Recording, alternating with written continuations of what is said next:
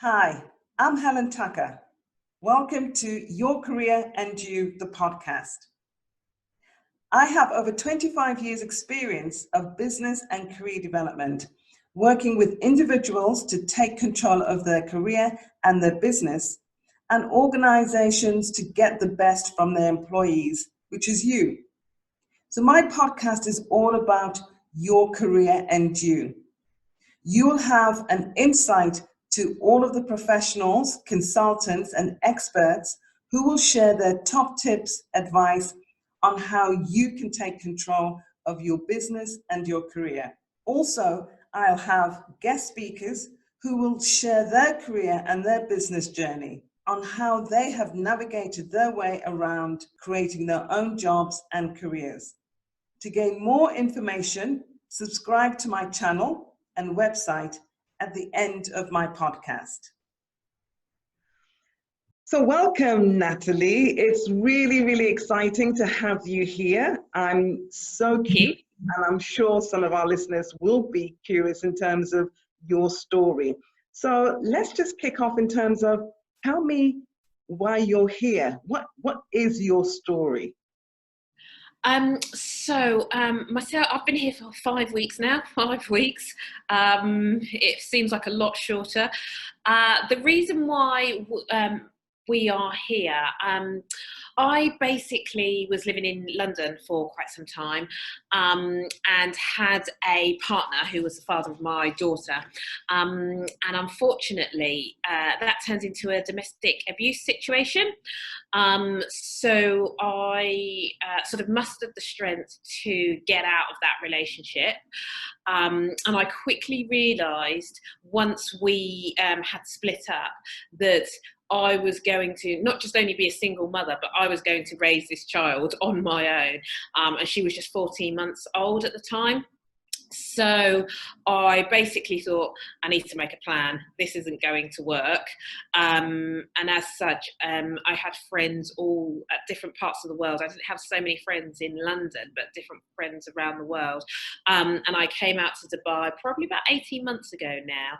And basically one of my really close friends, she was like, there's much better quality of life here. Yeah. So I basically put the wheels in motion 18 months ago, and here I am. Wow, that's just, even the thought about coming out with a young one is really challenging. So based on what you've just, that little snippet of what you shared, what came through, what strengths and abilities actually shined for you?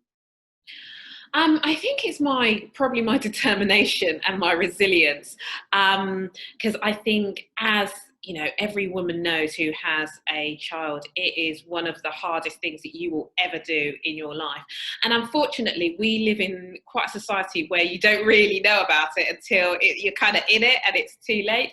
So for me, it was very much about, how am I going to improve this situation? How am I going to find happiness? How am I going to give myself the quality of life that I deserve, quite frankly, in order to grow and also, do the best for my daughter as well. So I think it's very much about planning, rather than just kind of rolling through life and kind of just going, yes, sometimes when you are in a terrible situation, you have to just go, right, okay, give yourself time to adjust and not force yourself. But at some stage, you need to make a plan, and that plan has to be for the benefit of your life, your mental health, your happiness, and so forth. And whatever that plan has to be, you kind of have to have that tunnel vision and determination to make it happen. Because in my situation, we actually went to court, and it was the High Court. So, I don't think it gets any more determined than that. This is, I guess, to an extent, this is like my nirvana. Planning, determination, and resilience, I think, are the three key skills. Wow. So tell me about your experience so far living in Dubai, and how are you navigating your ways through just developing and finding your ideal job? So, prior to actually, so I mentioned that we arrived 5 weeks ago, but prior to that, I'd come to Dubai a number of times. So I was already building up a real insight. Back to that planning point, which I raised earlier, it was about building up that insight before you actually get into the region, making as many friends, both professionally and socially as possible. So for me, it was very much about joining the right networks. So Facebook is an amazing tool for that. Eventbrite as well. That's how I found out about Women Talk, of course. And basically, Dubai has, it feels like a lot of people are all in the same situation. They've come to a completely new part of the world for them, and they've got to settle. And lots of other people who are more established kind of rally around and answer questions and help out and connect and those sorts of things. And it's a much, much more community sort of environment than, say, in London, for example, because generally people don't have an extended family here. So, it's about, for me, it was about asking people for help, getting out, identifying the sources to network, talking to people, meeting people for coffee, sometimes with an objective, sometimes not, just to get insights, and to really sort of, speak to people as much as possible, and that sort of thing. And I think that's really the best way, because I think every person that I've spoken to since I've got here has given me a new piece of advice, where I can go to, look for a job, for example, or how I can make friends who are similarly minded. Yeah. I think you've raised some really, really key points there about networking, about being part of a community, because here, as you've mentioned, it's all about who you know, and that connection is quite important. So how have you developed stronger links, and the next stage of that, once you've found those links and those connections, what have you been doing to actually solidify your next move? Well, whilst I say networking is a key, I know it's key, networking is great, but I'm not so good at it. I think I'm an introvert. So I'm never going to walk into a room of people and be like, hi, yes, I'm Natalie, let's meet. Let's chat, should I say. But I think, I'm more of a one-on-one type of person. So I think for me, it's kind of getting to that point and developing my networking skills. And I must say, I'm still sort of learning when it comes to networking. So, I'm very much taking baby steps. So, I am, so every networking event, most of the networking events are online at the moment. One of the things that I will do is, if the chair asks for information or does a sort of round table question or something, then I will always try and sort of provide some information, because the more you speak up in those sort of forums, the more people are going to, find out about you, and you find out about other people. So, baby steps, but getting there.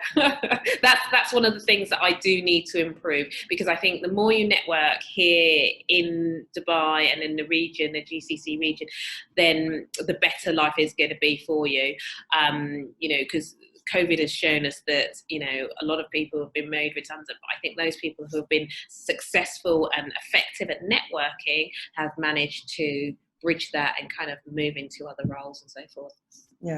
Yeah, I totally agree, because I know there's friends and family and people within the Women Talk network have lost jobs, have been sent home as well. And it's, during these times of a pandemic, it's really, really challenging.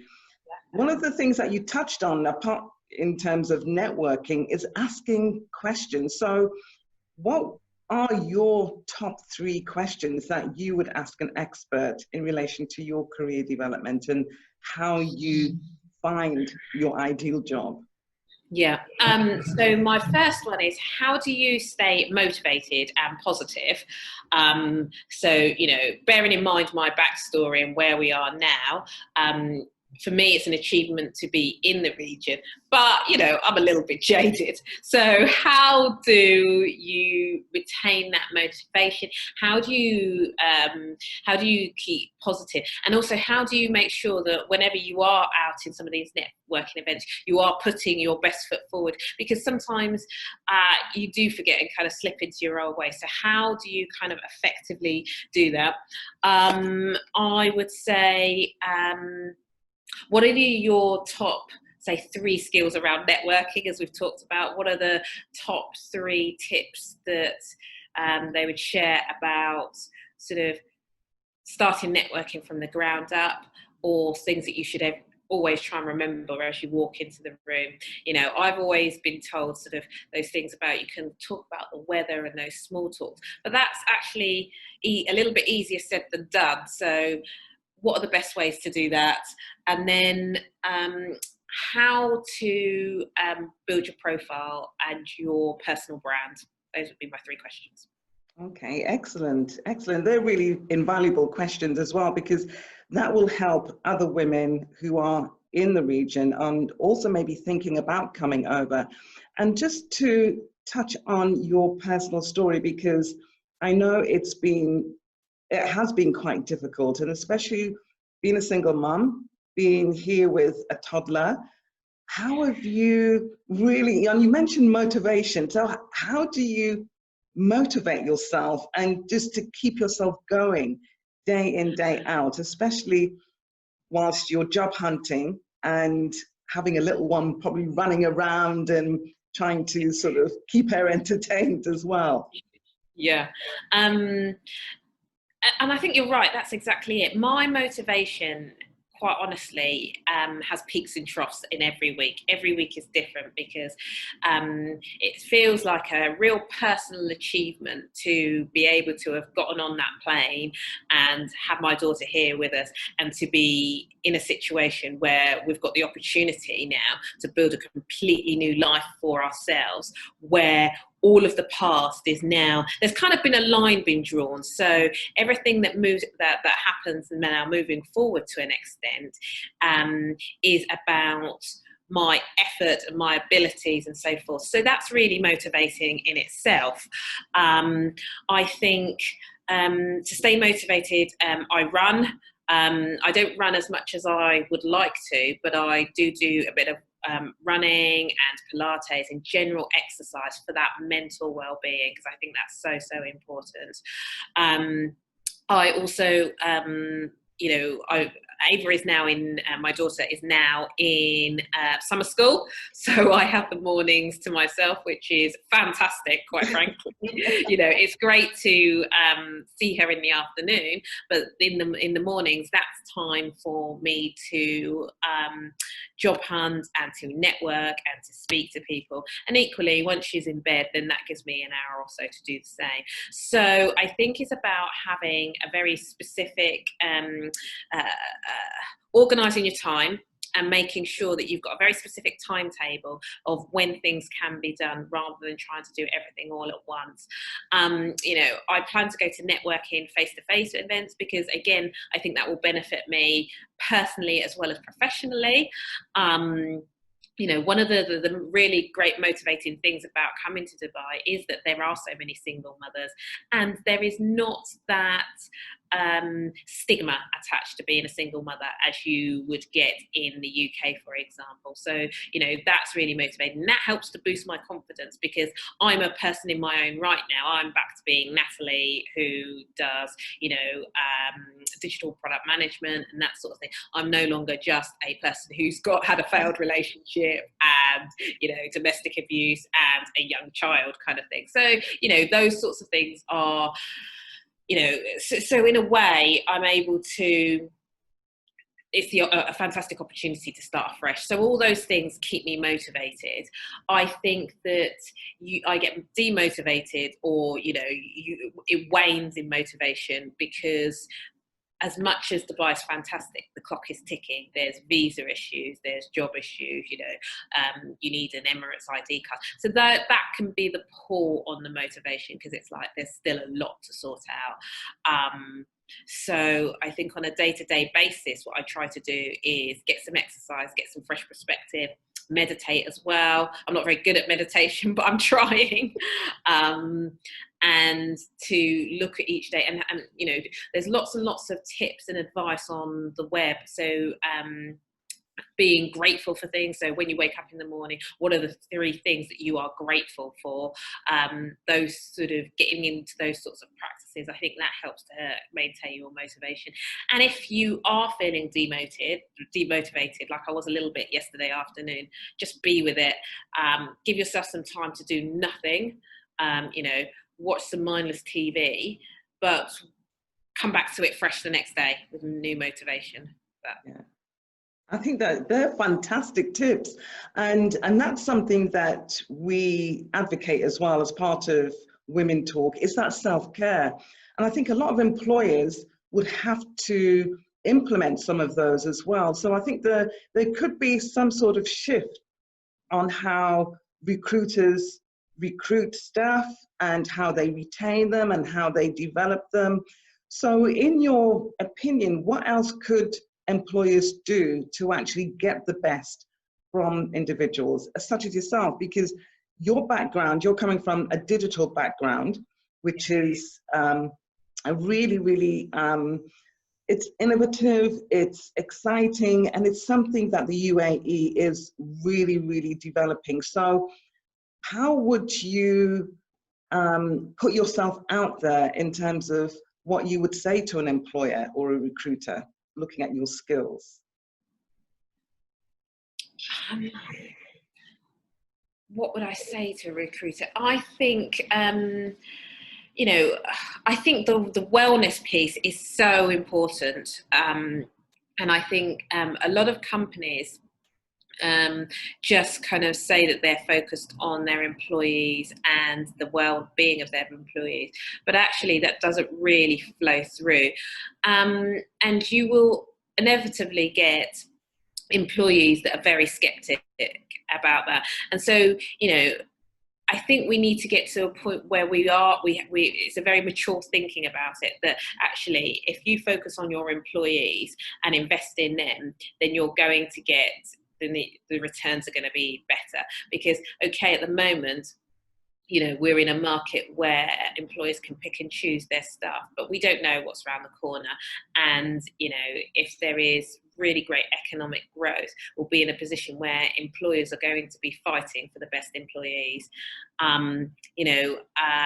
Millennials, for example, go to companies now where the corporate responsibility and the well-being of the employees is very high, and there is tangible evidence from that. So employers need to think about it in terms of their profitability. If you have the right employees in your organisation and you are looking after them, that is then going to have an impact on your profitability. It's not just, a resource to be used and discarded as and when. And I think as long as employees can kind of change to that shift, they're going to see longer term profitability for themselves. Wow, that's fantastic. What is your plan B, Natalie? My plan B, gosh. I don't think I have a plan B, because I think my plan is to very much, get a job and get settled. And like I say, because this has been in the planning for so very long, actually, I do have a plan B. I apologise. So if, the market continues to be challenging, I think I'll probably move to a freelance basis. I hadn't foreseen working on a freelance sort of contract, but I know that my skills and experience will still be relevant no matter what the current climate. And if that is I need to be on a freelance contract in order to give those organisations those flexibility, then so be it. Because there might be benefits for me in terms of I can try out a couple of different companies. I can also share my skill set with those organisations, as well as, getting an insight into whether the culture is right for me. And then, you can work with them longer term. And then when the market improves, then you can move to a permanent contract. So I think that would probably be my plan B. Myself and my daughter are very much here for the longer term. So, I'm very excited, despite the obvious challenges that we're experiencing. I'm really excited for the about the future. Oh, that's really good. And I'm so pleased that you're here and I admire you. I take my hat off to you in terms of what you've been through and what you're going through at the moment. What advice or what tips would you give someone who may be in a similar position? Because we've had women share their story about being in similar circumstances and situations of domestic abuse, and they are feeling so stuck where they are. What piece of advice would you give someone similar to your situation? Yeah, I would first start to reach out to somebody who is in a similar situation. One of the things that I did when I was kind of in the throes of that situation was speak to people on Facebook or speak to family members and that type of thing. And talking really, really helps. If you don't have family members that you can talk to, then, I'm also online as well, and I would, happily help people who are in that situation and provide advice. So I'm on Facebook too. I would then say that, they need to kind of take time to recharge, basic things that we don't do for ourselves, like getting enough sleep, eating properly, fruit and veg, getting fruit and veg into our bodies. And then once you're recharged, then you can sit down and go, right, okay, how do I move forward? And until you are rested and your mind is functioning properly, you cannot do any of that. There's so many emotions. And, if you are unfortunate and you're still in that emotional phase, just give yourself time. I'm a sort of person that likes to do things at 100 miles an hour. And so, to have planned to be here and then it's taken 18 months, is really, really frustrating. But these, unfortunately, as soon as children are involved, in so many cases there are, things that you would normally be doing take twice as long, and it's to kind of give yourself time. But I think the key is to make a plan, but also allow that flexibility with that plan. So if it doesn't go exactly according to plan, don't beat yourself up, because at the end of the day, that serves nobody any benefits. And the getting through a domestic abuse situation is probably, the hardest thing that you'll ever do. And unfortunately, in society, there isn't enough support for women who have gone through that situation. So you have to be your own greatest advocate and look after yourself first, because if you don't, you're not going to get to your new chapter. Yeah, totally agree. And as you said, the support is lacking, and unfortunately it has been increasing in terms of domestic abuse based on the pandemic, based on lockdown. So many women have been locked in that situation because of financial frustrations, challenges, lack of job. So the abuser is within that home environment, and the frustrations are there, and a lot of women are going through a lot of domestic abuse. So I would agree totally, is to really make that connection if you can.